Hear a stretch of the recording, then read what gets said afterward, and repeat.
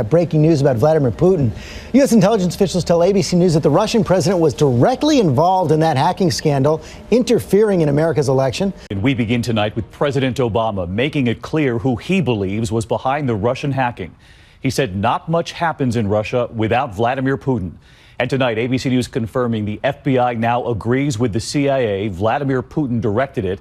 And it began with Putin's concern over Hillary Clinton becoming president. House Minority Leader Nancy Pelosi has told CNN that she has been told that it's the Russians who are responsible. This is an electronic Watergate. This is an electronic Watergate. What's also true, and this goes to something that we discussed in the briefing on Monday, there's ample evidence that was known long before the election, and even in most cases long before October, about the Trump campaign in Russia. Everything from the Republican nominee himself calling on Russia to hack his opponent. What do you make of the use of Russia in this election, including Russia being accused and suspected of hacking in to the American political system and potentially subverting the election process in the United States? I think it's a great fiction, and it serves a purpose to disguise what's really going on. The intelligence experts that I've talked to have indicated to me that it's probably an inside job.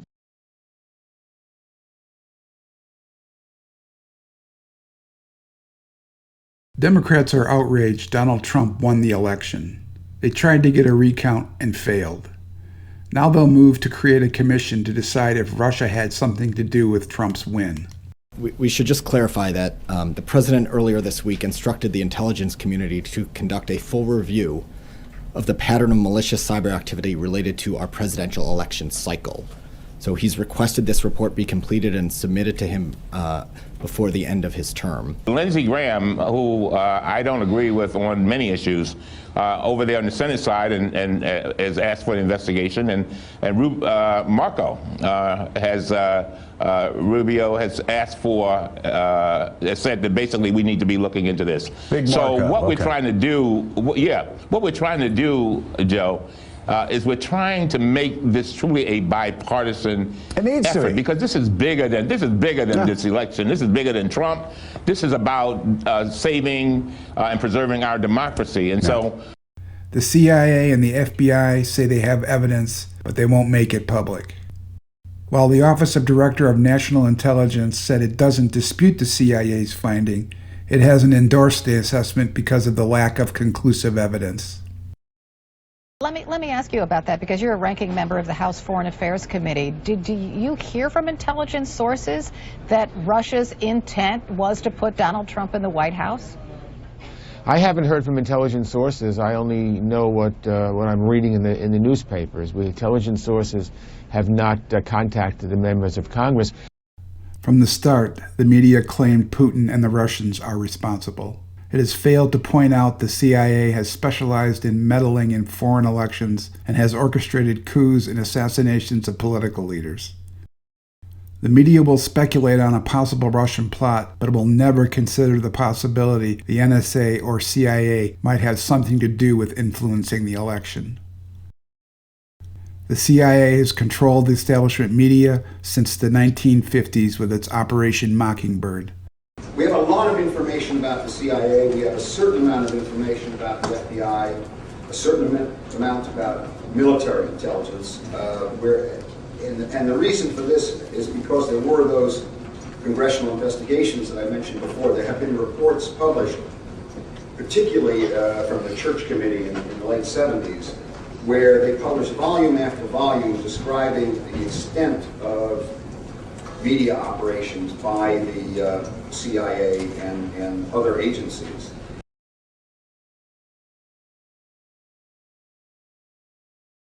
NSA whistleblower William Binney believes the NSA is responsible for releasing information to WikiLeaks, not the Russians.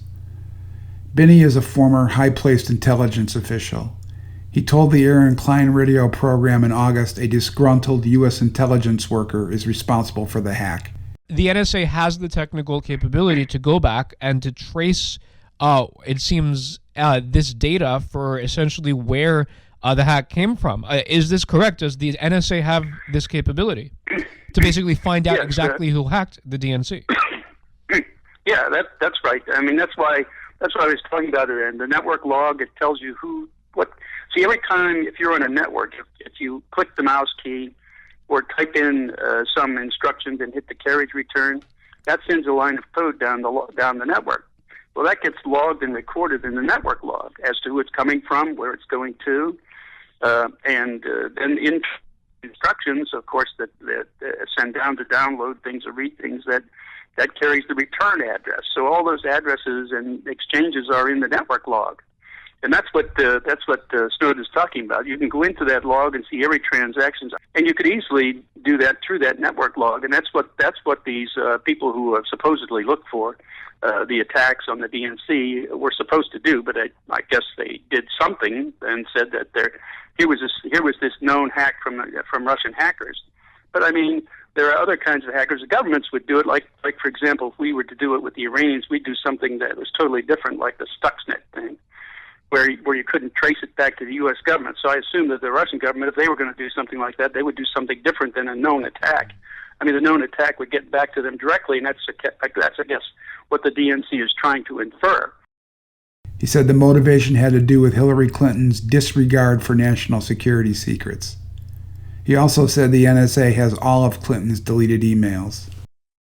Bill, when you have heard a number of Democrats, including Hillary Clinton, say, well, it's the Russians because they love Trump, what's your observation?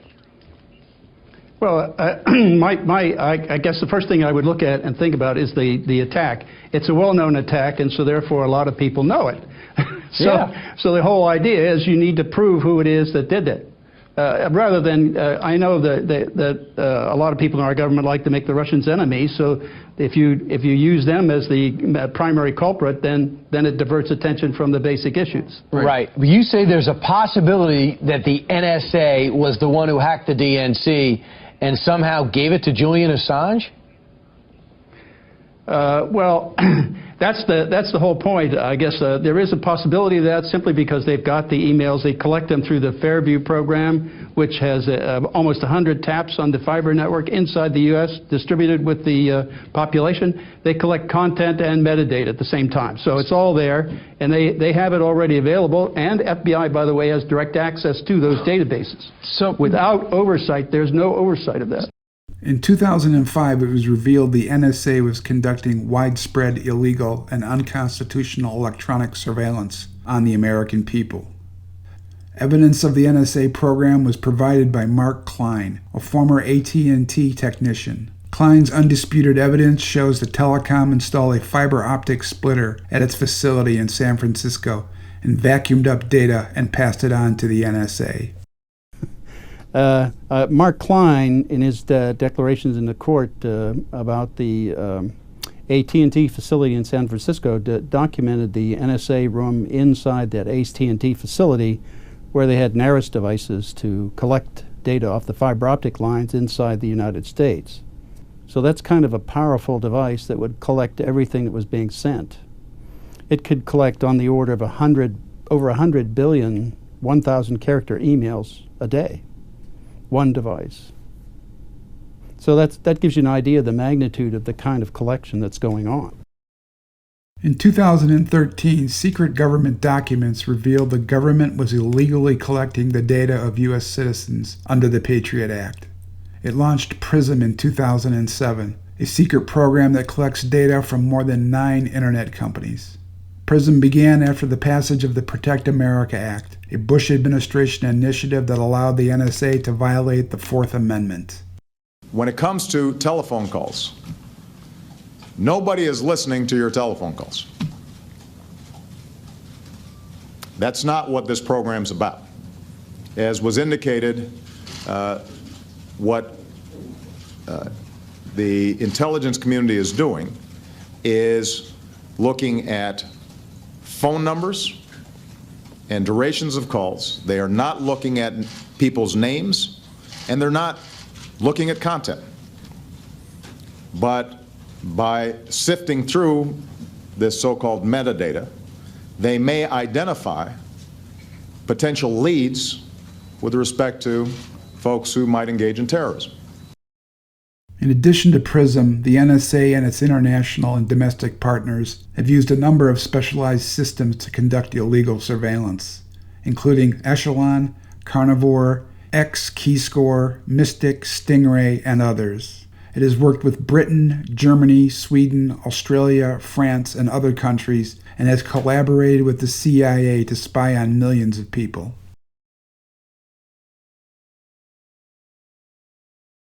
The NSA, the national security state, and its partners have at their disposal the technology to influence elections, not by changing votes, but by using psychological operations and propaganda. The Clinton email scandal is an engineered psyop. It has two objectives. One, to make sure Hillary Clinton is not elected, and two, to demonize Russia. The military-industrial complex requires an endless array of conflicts in order to make obscene profit, and the political class is playing its role by targeting Russia for the sake of a new Cold War. It is a phrase that recalls decades-old fears of nuclear war and mutually assured destruction. But tensions between Russia and the United States are now so great that some argue we are living in a new Cold War, only one more dangerous than before. Escalating rhetoric in recent days over Syria has brought relations to a new low, with the U.S. ending peace talks with Russia and calling for Moscow to be investigated for war crimes. Russian Foreign Minister Sergei Lavrov says aggressive Russophobia now lies at the heart of U.S. policy towards Russia. It is not just a rhetorical Russophobia, but aggressive steps that really hurt our national interests and pose a threat to our security. I recently issued my posture statement for the Defense Department for fiscal year 2017. The first to describe how we're approaching 5 strategic challenges: Russia, China, North Korea, Iran, and terrorism. It became obvious by summer Donald Trump would win, despite the best efforts of the corporate media to make sure he didn't. The NSA and the international intelligence complex have tools at their disposal capable of not only determining election outcomes, but surveilling billions of people. The ruling elite will do what it takes to maintain their hold on political and economic power. The NSA surveillance grid gives the elite the ability to surveil political leaders and activists, and also allows them to manufacture scandals to discredit those who have fallen out of favor, as Clinton apparently has. Not long ago, the state relied on human intelligence, spies, and informants. The internet and the telecommunications networks will now allow authoritarian control freaks to conduct the sort of surveillance the Stasi, Nazi Germany, and Stalin's Russia only dreamed of.